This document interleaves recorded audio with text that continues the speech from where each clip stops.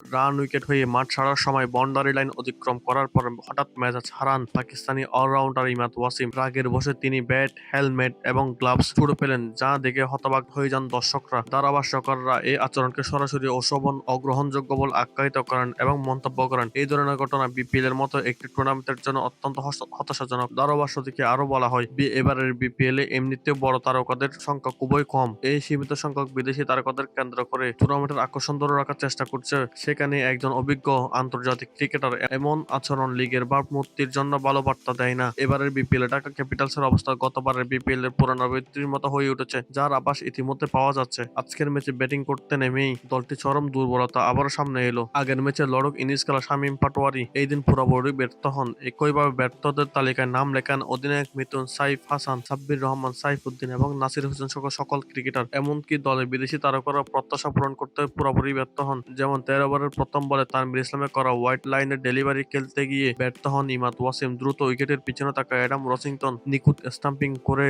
তাকে ফেরান। উইকেট হওয়ার পরপরই কোপে ফেটে পড়েন ইমাদ ওয়াসিম এবং মাঠ ছাড়ার সময় বাউন্ডারি লাইনের কাছে গিয়ে নিজের ব্যাট, হেলমেট এবং গ্লাভস প্রকাশ্যে ছুড়ে ফেলেন এবং রাগ দেখাতে থাকেন। শেষ পর্যন্ত ঢাকা ক্যাপিটালস মাত্র 122 রানে অল উইকেট হয়ে যায়। ব্যাট হাতে যেখানে দলের পারফরম্যান্স ছিল হতাশাজনক, যেখানে এমন আগ্রাসী ও অশোভন আচরণ দলের দুরবস্থাকে আরো স্পষ্ট করে তুলে ধরে।